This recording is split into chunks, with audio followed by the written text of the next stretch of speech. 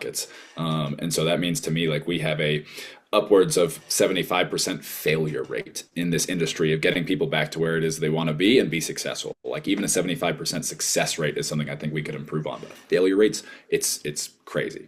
So I think there's definitely a lot of things that go into that. I think the biggest piece is honestly just the model of like the insurance-based model that's designed for kind of mom and pop or like your dad to be able to go back to his job. Like, that is the environment that most athletes are getting thrown into, of like, it's not really designed for high level athletes to go back to high level competition. Now you can find that if you kind of cherry pick and find the right people kind of here and there.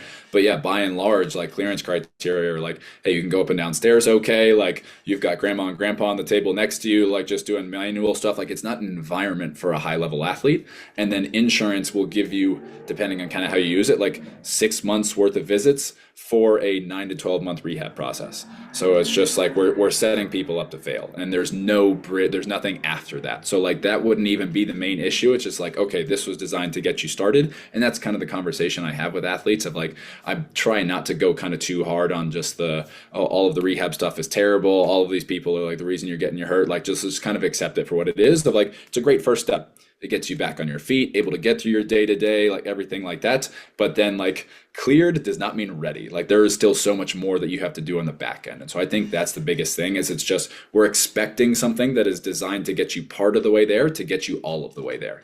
And so I think that's just why people are falling through the cracks of that conversation not being had with them in the beginning from like the PT physio perspective of like, hey, we're going to get you here, but then you need to do X afterwards. And then just, yeah, setting that expectation from the beginning would be hugely important. And then we need more of that kind of gray area of kind of return to sport, where I've kind of branded myself to be, of like, what's that transition look like? Of most of the people in the medical space don't have the performance background in order to actually train you to like a high level kind of end. And then most of the people in the performance background don't really have the either time, because they've got a team of people. They can't help you if you're coming back in a college setting. Like, the strength coach has already got 100 people he's got to work with. He can't figure out how to do your thing.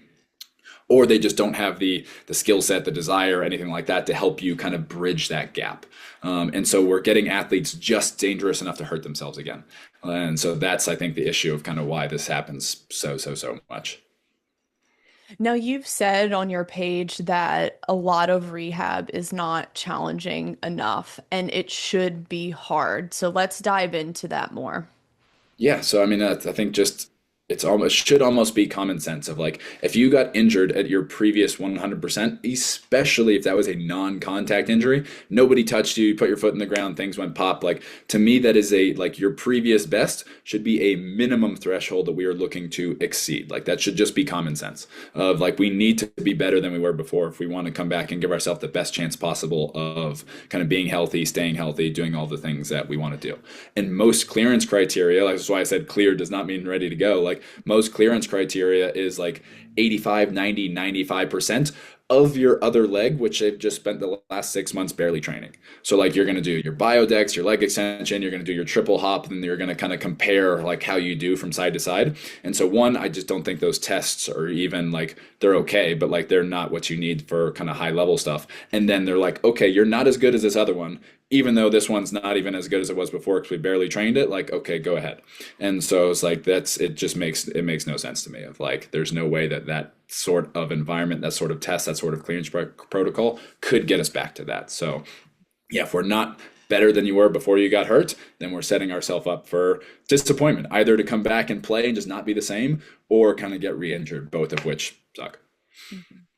Now, what is some clearance criteria that you've developed over the years where you fully feel confident that this athlete is ready to enter into a competitive setting again?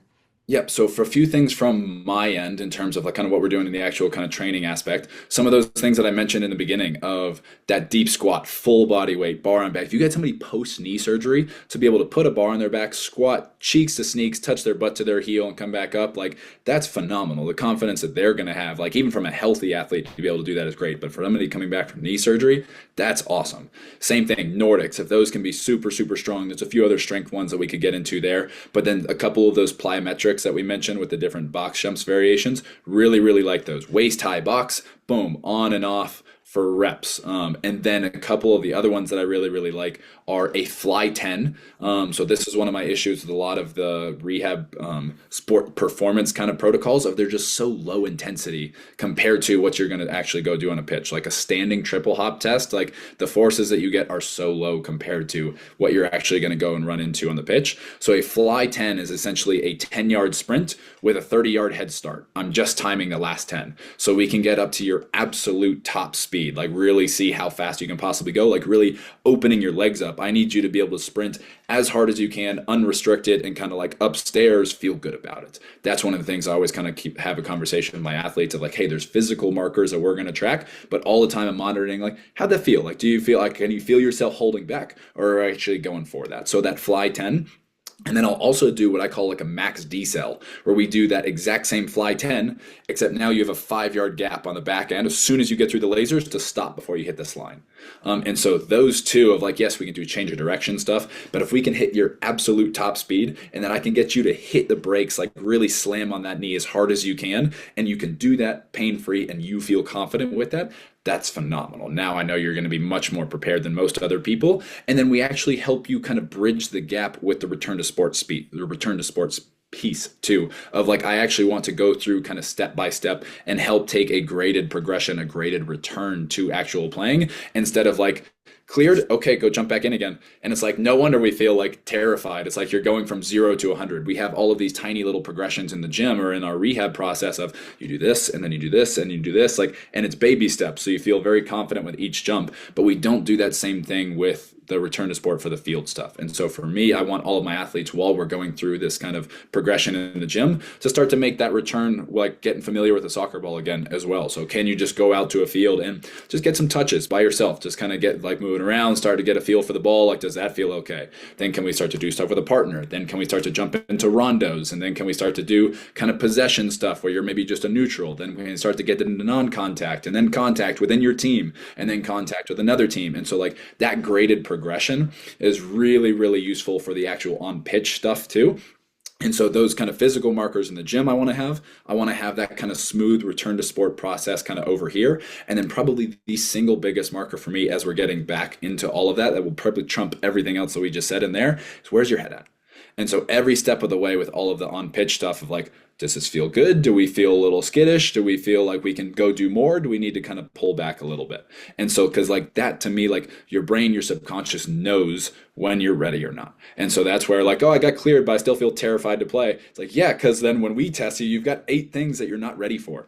And so like the real end all be all of like, okay, yeah, you're good to go is some of my athletes will come back and be like, hey, like I went and had practice yesterday and like I forgot about my knee. Or I went and took this big hit and I popped right back up and was like, all right, see you later. Now we're where we want to be. So like when we can have these physical markers, and then when you up here are no longer kind of holding things back, because that will set you up to fail more than anything else. Is when you're going out there and you're hesitant, you're guarding, you're trying to protect your knee. That's when you get hurt more than anything else. Is when you're kind of playing scared or you still have that little bit of fear, hesitation. And so if you do that, that's okay. That just tells us where we're at. I don't want you to kind of go and push through that, but once you can go and really play all out, and we don't have that little voice in the back of your head, then we're really, really good to go. I love that. I don't think the mental readiness is talked about enough. And I've actually heard a lot of stories from parents of girls who had ACL tears that they just still had that reluctance, even though they were cleared every time. And I even had a college teammate who she got cleared at like 10 months, and she even told her physical therapist, I don't feel ready. And Yeah, he said, no, you're good. You yeah, people don't passed the listen. one leg press test. And she was like, I don't feel ready. She retore it 2 weeks later in her first scrimmage back, no one around her. It was a Literally. wrong plant. And it's like, that doesn't have to happen. And yeah, like people, like the athletes will almost get like shamed for like for being like having this fear, having this hesitation of like, no, you just need to push through it, like whatever, whatever. And like to an extent, like every time you first get into stuff, there's going to be nerves, there's going to be jitters, like that's understandable. But then like that's something that we kind of take baby steps into, like overcoming of like that's there for a reason. Like your brain knows, your subconscious knows. That's what I'm like basically looking at. It's like, hey, we've got all these tests here, but this guy running the show, like he's got more of a feel for what's going on than anything else. So if he's like then like okay, we've got to go back to the drawing board and see what are we still missing in order to get us there.